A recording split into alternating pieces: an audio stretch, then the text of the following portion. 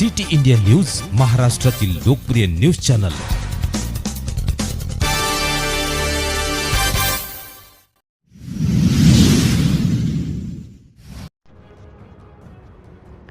बंजारा समाजाच्या विरोधात भूमिका घेणाऱ्या पाचोरा तालुक्यातील आमदार किशोरप्पा पाटील यांना बंजारा समाजाने मतदान करू नये। प्राध्यापक संदेश चव्हाण, राष्ट्रीय अध्यक्ष गोरसेना।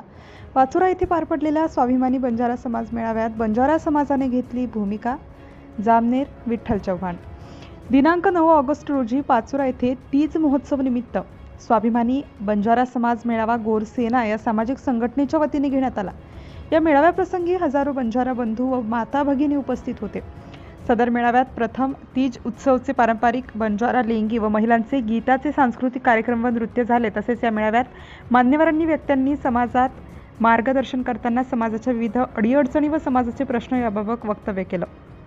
तसेच 2024च्या विधानसभा सभा निवडणूक व त्यात समाजाने घ्यावयाची भूमिका याबाबत भाषणात उहापोह केला व सर्वांच्या भाषणात बोगस भामटा राजपूत प्रकरणात शासनाने नेमलेली SIT वर पाचोरा तालुक्यातील आमदार किशोर पाटील यांनी बंजारा समाजाविरोधात भूमिका घेऊन विधानसभेत ऐनवेळी कारस्थान करून संगनमताने विधानसभेत प्रश्न उपस्थित करून बोगस भामटा राजपूत प्रकरणी शासनाने नेमलेली SIT रद्द करून घेतली।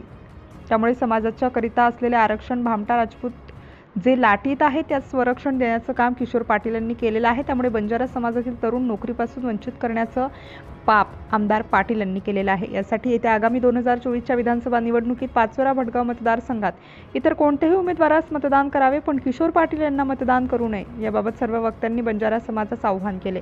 शेवटी उपस्थित सर्व बांधवांनी एकमताने पाचोरा भडगाव विधानसभा 2024 मध्ये किशोर पाटील यांना मतदान करणार नसल्याबाबत बंजारा समाजाचे आराध्य दैवत संत सेवालाल महाराज यांची शपथ घेऊन शपथपूर्वक समिती दिली आहे।